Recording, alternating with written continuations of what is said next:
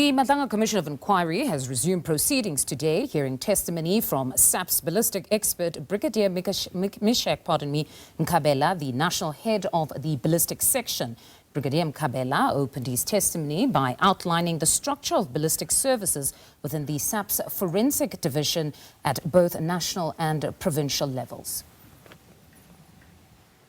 Commissioners, Ballistics Section falls and is a section under the Forensic Science Laboratory component, which is under the detective and forensic services.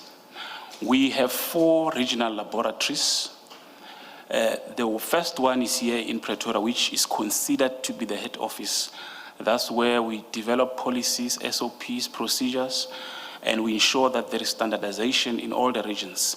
Then we have KZN Ballistics, which is situated at Amazimtoti.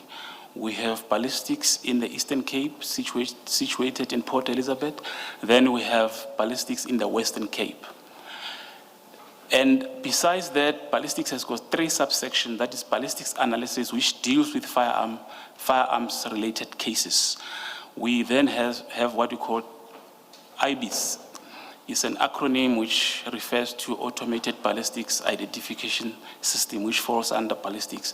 And we have a further subsection which is called Mechanical and Metallurgical Engineering Section. All right, joining us for more on the Commission's work today is senior SABC News reporter Canny Maphanga, who is stationed at the Madlanga Commission of Inquiry in Tshwane. Good afternoon, Canny.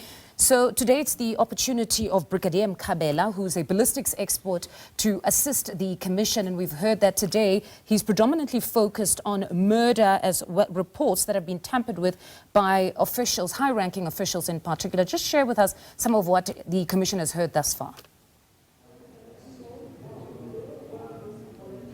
Indeed. Good afternoon to you, Mfundo, and to the viewers at home. We've seen that there is certainly a lot to digest when it comes to the evidence of Brigadier Mkhabela, that is the forensic expert, that is assisting the Commission, that is probing allegations of criminality, political interference and corruption in the criminal justice system.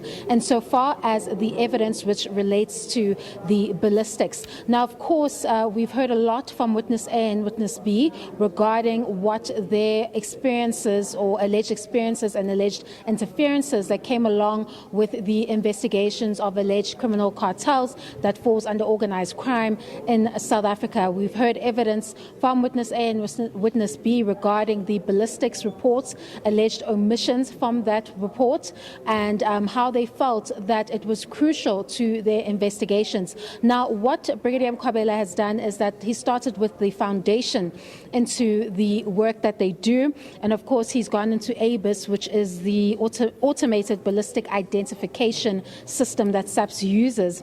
That is a computer-based system which enables them to digitally capture that data and, of course, link firearms to various different crime scenes. Now, why that evidence is especially crucial in this particular probe is because we're not dealing with isolated instances of persons using firearms. It's quite clear from the evidence that has been painted so far by the witnesses that have come through phase 1 that a lot of these firearms that were used in organized crime are firearms that can be linked to multiple crime scenes. Now, he hasn't gotten there yet in detail, but what we do know is that this particular system, or rather this unit that he heads, has to deal with this magnitude of at least over 1 million firearms in that database, and of course have to solve all these linkages with not the kind of capacity that one would expect a unit of this nature to have. So you're dealing with very few analysts that can come up with that kind of analysis in time, meaning that when they conduct their work in terms of ballistics, it means that they're doing it so and not in real time, meaning that a lot of the information that these IOs need for their investigations to thrive is often quite delayed, and that can be a delay that goes and runs up into a year before you see whether a ballistics analysis was positive or negative. So it's quite a difficult challenge that they are faced with, but he is stating that the unit is ready to fight crime, but of course the capacity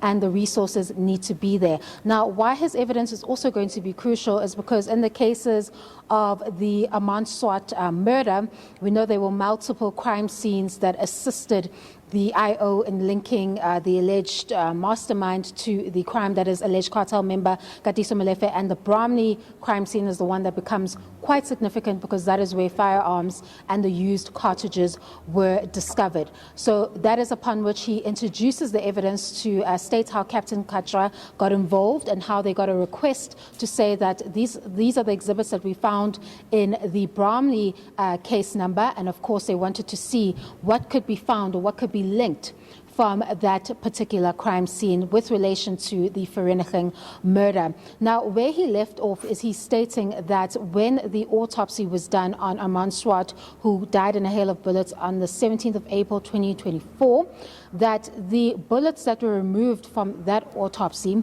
only were received by this particular ABIS unit or crew.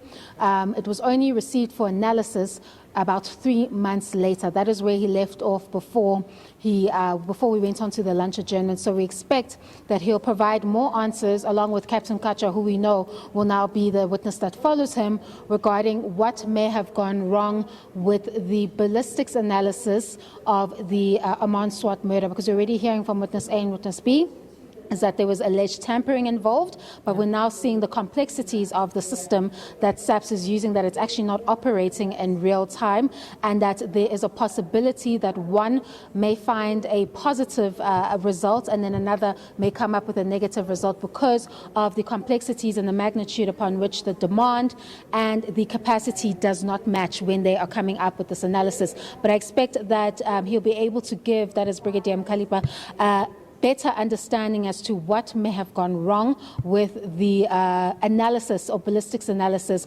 Was it an attempt to interfere with the advances made by witness A and witness B and the subsequent team investigating the murder of Aman Swart, or were these just systemic challenges that he has highlighted in his background to that particular matter? We'll hear more about the investigations into the linked Vereeniging and Bromley case numbers when the matter returns after the lunch adjournment at 2.